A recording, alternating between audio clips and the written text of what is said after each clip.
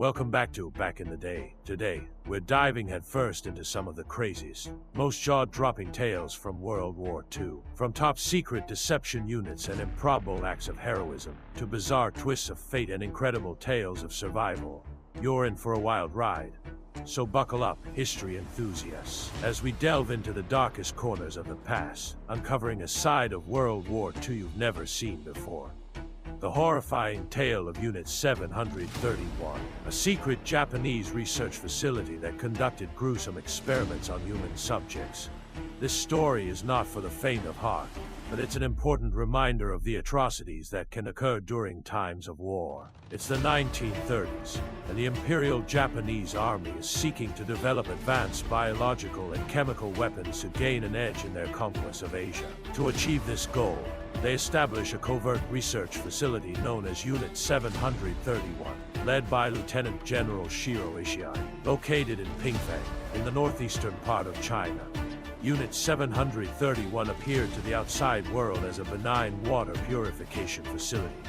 But behind its walls, some of the most horrifying and inhumane experiments in history were taking place. Unit 731's main objective was to develop deadly biological weapons capable of causing massive devastation. To achieve this, researchers conducted brutal experiments on living human subjects, including prisoners of war and civilians from China, Korea, Russia, and other countries. The victims, referred to as logs by their captors, were subjected to unspeakable atrocities. They endured vivisections without anesthesia, had limbs amputated and reattached to different parts of their bodies, and were infected with deadly diseases such as bubonic plague and anthrax. Researchers also exposed them to extreme temperatures, pressure, and other torturous conditions in an attempt to understand the limits of human endurance. Tens of thousands of people, including men, women, and children, died as a result of these experiments.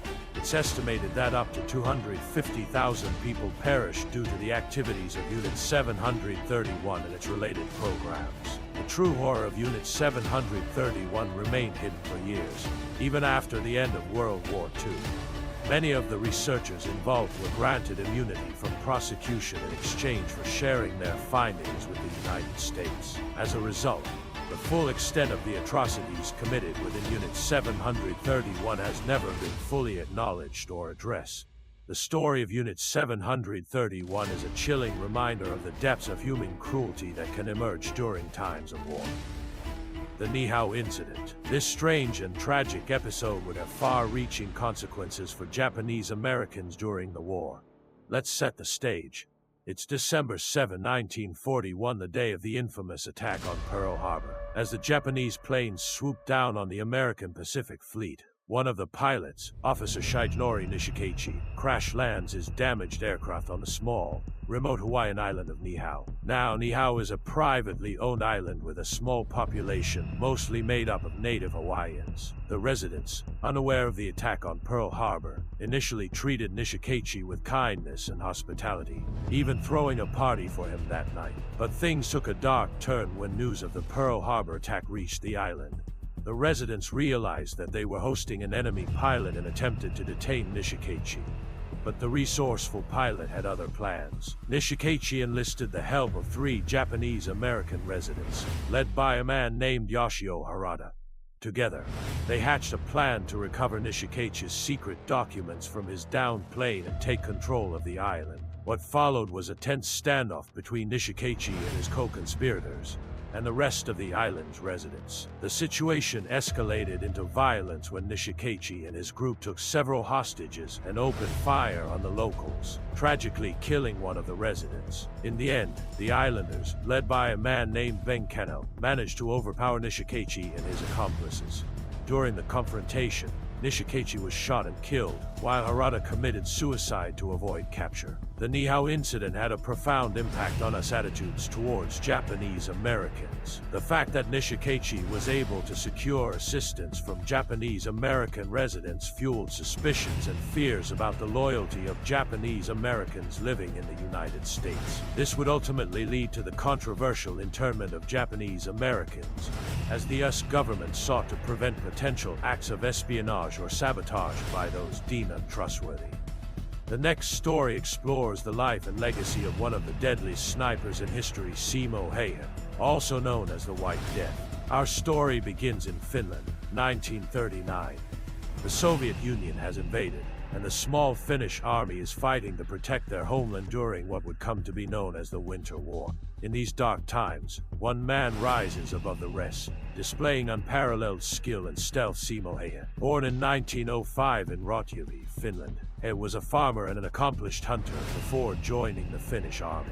His expertise in marksmanship and wilderness survival soon became apparent, and he quickly gained a reputation as an exceptional sniper. During the Winter War, he served in the Finnish 6th Division, and it was here that he would earn his nickname the White Death, concealed by his white camouflage and the harsh Finnish winter.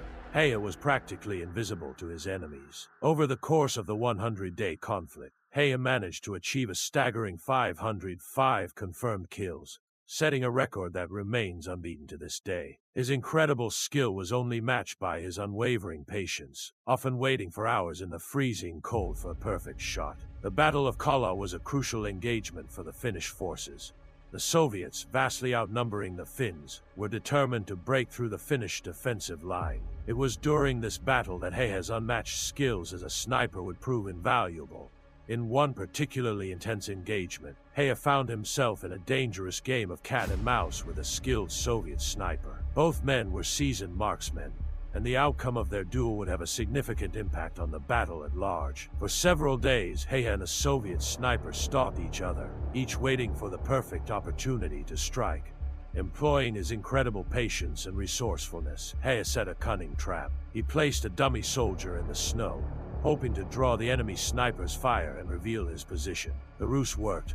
The Soviet sniper took the bait and fired at the dummy.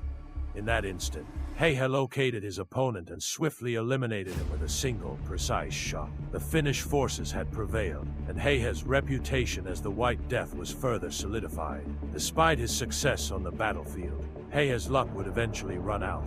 On March 6, 1940, he was severely wounded by an enemy explosive round, which left him with a disfigured face and in a coma for several days. Miraculously, he would survive his injuries and go on to live a long and peaceful life, passing away in 2002 at the age of 96. Simo Hayha's incredible story serves as a testament to the resilience and determination of the Finnish people during the Winter War. His exceptional skill, stealth, and endurance have cemented his place in history as one of the deadliest snipers the world has ever seen.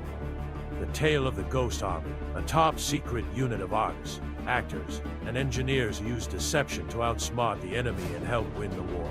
It's 1944, and the Allies are pushing the Axis forces back across Europe. To maintain their momentum and keep the enemy off balance, they come up with a plan so cunning, it's almost like something out of a Hollywood movie. Enter the Ghost Army, officially known as the 23rd Headquarters Special Troops Unit of the US Army. This top-secret unit was made up of over 1,000 artists, actors, and engineers who were handpicked for their unique skills in creativity and deception. Their mission: to fool the enemy into thinking the Allies had more troops and equipment than they really did. So, how did they do it? The Ghost Army used a mix of visual, sonic, and radio deception techniques. They had inflatable tanks, trucks, and artillery pieces that looked convincing from a distance. These dummy vehicles could be quickly set up to create the illusion of a vast armored force, tricking German reconnaissance planes and ground observers. But it didn't stop there. The Ghost Army also had sound trucks equipped with powerful speakers that could project the sounds of troops, tanks, and artillery up to 15 miles away. They even had dedicated sonic units that created custom soundscapes for different military scenarios. And let's not forget about the radio deception. The Ghost Army's radio operators would impersonate actual Allied units, sending out fake messages and orders to further confuse the enemy. They'd even impersonate high-ranking officers, using the right accents and speech patterns to make it all sound authentic. Throughout their campaign in Europe, the Ghost Army staged over 20 different battlefield deceptions, including the infamous Operation Quicksilver during the lead-up to D-Day. Their tactics helped mislead the Germans about the location and strength of the real Allied forces, giving the Allies a critical advantage. Thank you for joining us on this captivating exploration of the craziest and creepiest stories from World War II. If these tales left you intrigued and eager for more, please subscribe to the channel.